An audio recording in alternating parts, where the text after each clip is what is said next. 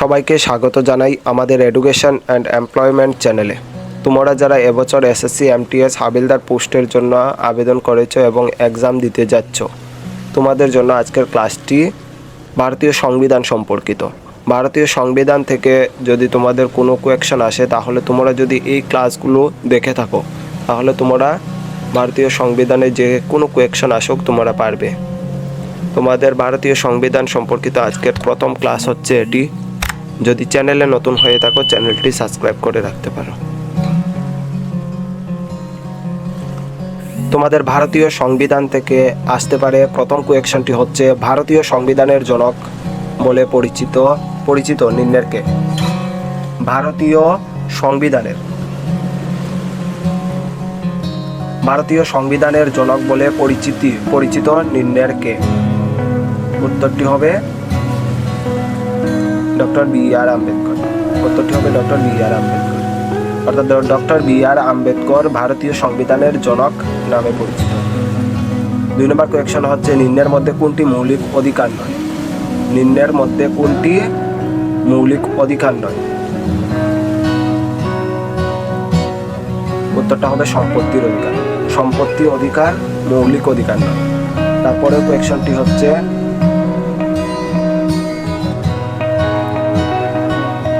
সকল নাগরিকের বাক স্বাধীনতা ও মত প্রকাশের অধিকার ভারতীয় সংবিধানের কোন অনুচ্ছেদে নিশ্চিত করা হয়েছে?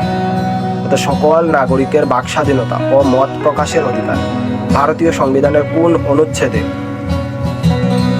নিশ্চিত করা হয়েছে? তোমাদের উত্তরটি হবে 19 নং ধারায়। 19 নং ধারায়। তারপরে কোয়েকশন হচ্ছে, ভারতীয় সংবিধানে পঞ্চায়েতি রাজ নিম্নের কোনটিতে অন্তর্ভুক্ত করা হয়েছে? ভারতীয় সংবিধানে পঞ্চায়েতি রাজ নিম্নের কোনটিতে অন্তর্ভুক্ত করা হয়েছে? উত্তরটি হবে রাজ্য তালিকায়।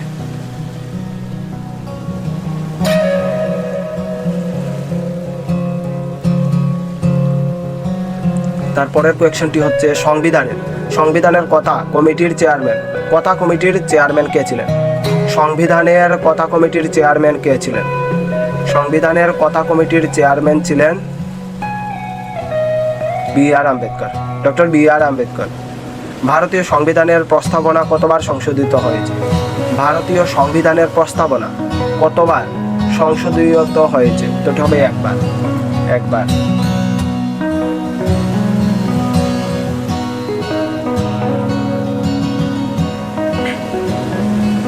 রাজ্যের বিধানসভার সদস্যদের কার্যকালের মেয়াদ কত বছর? রাজ্যের বিধানসভার সদস্যদের কার্যকালের মেয়াদ কত বছর? উত্তরটি হবে 5 বছর। উত্তরটি হবে 5 বছর।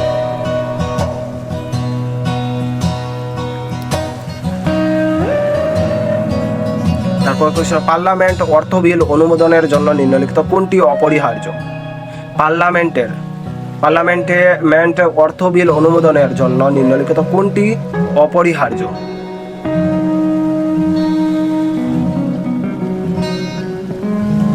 উত্তরটি হবে অর্থমন্ত্রীর অনুমোদন।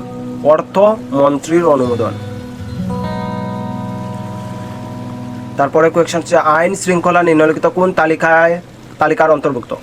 আইন শৃঙ্খলা নিম্নলিখিত কোন তালিকার অন্তর্ভুক্ত?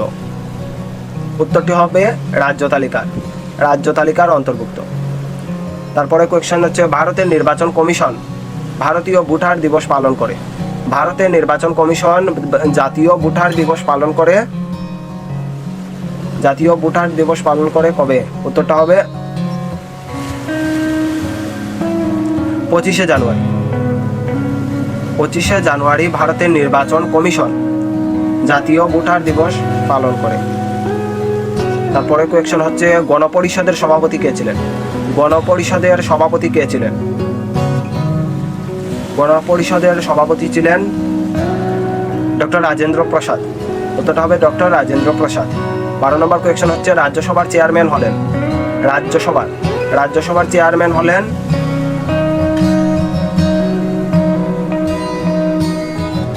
ভারতের উপরাষ্ট্রপতি। রাজ্যসভার চেয়ারম্যান হলেন ভারতের উপরাষ্ট্রপতি। তারপরের কোয়েশ্চন হচ্ছে ভারতে ভোট দানের ন্যূনতম বয়স 21 বছর থেকে কমিয়ে 18 বছর করা দশকে কোন দশকে করা হয়েছে? কোন দশকে? ভারতের ভোট দানের ন্যূনতম বয়স 21 বছর থেকে কমিয়ে 18 বছর করা হয়েছে কোন শতকে?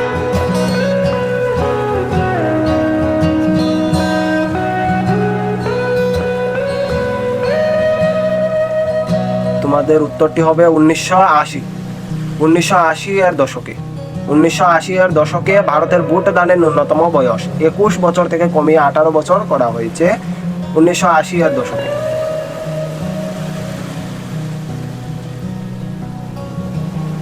তারপরে কোয়েশ্চন হচ্ছে একজন রাজ্যসভার সদস্যদের পদে থাকার মেয়াদ কত বছর? একজন রাজ্যসভার সদস্যের পদে থাকার মেয়াদ কত বছর? উত্তরটি হবে 6 বছর। 6 বছর রাজ্যসভার সদস্য পদে থাকার মেয়াদ। তারপরে কোয়েশ্চন হচ্ছে ভারতের সংবিধানের কোন অংশে নাগরিকত্ব সম্বন্ধে বলা হয়েছে? ভারতের সংবিধানের কোন অংশে নাগরিকত্ব সম্বন্ধে বলা হয়েছে? ভারতের সংবিধানের 2 নং অংশে নাগরিকত্ব সম্বন্ধে বলা হয়েছে। তারপরে কোয়েশ্চন হচ্ছে সংবিধান সভার প্রথম সভাপতি কে ছিলেন? সংবিধান সভার প্রথম সভাপতি কে ছিলেন? সংবিধান সভার প্রথম সভাপতি ছিলেন ডক্টর রাজেন্দ্র প্রসাদ। ডক্টর রাজেন্দ্র প্রসাদ ছিলেন সংবিধান সভার প্রথম সভাপতি। সংবিধানের কোন সংশোধনী ভোট দানের বয়স 21 থেকে কমিয়ে 18 বছর করা হয়েছে? সংবিধানের কোন সংশোধনী ভোট দানের বয়স 21 থেকে কমিয়ে 18 বছর করা হয়েছে? তোমাদের উত্তরটা হবে 61তম সংশোধনী। 61তম সংশোধনী।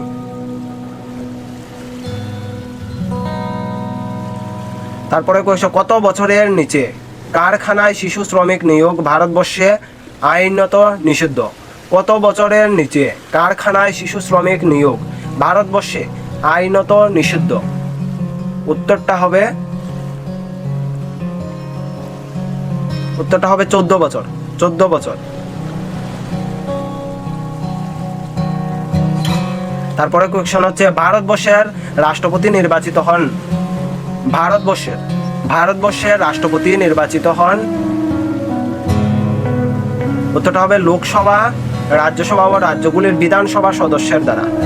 উত্তরটা হবে লোকসভা, রাজ্যসভা ও রাজ্যগুলির বিধানসভার সদস্যের দ্বারা রাষ্ট্রপতি নির্বাচিত হন। তারপরের কোয়েশ্চন এবং লাস্ট কোয়েশ্চন হচ্ছে সুপ্রিম কোর্টের বিচারকদের অবসরের বয়স কত? সুপ্রিম কোর্টের বিচারকদের অবসরের বয়স হচ্ছে 65 বছর। 65 বছর। আজকের জন্য তোমাদের ক্লাসটি এই পর্যন্ত। সংবিধান সম্পর্কিত আজকের প্রথম ক্লাসে আমি তোমাদের 20টি কোয়েশ্চন এবং তার সঙ্গে উত্তর দিয়েছি। যদি তোমরা পরবর্তী ক্লাস পেতে চাও তাহলে আমাদের চ্যানেলটি সাবস্ক্রাইব করে রাখতে পারো। ধন্যবাদ।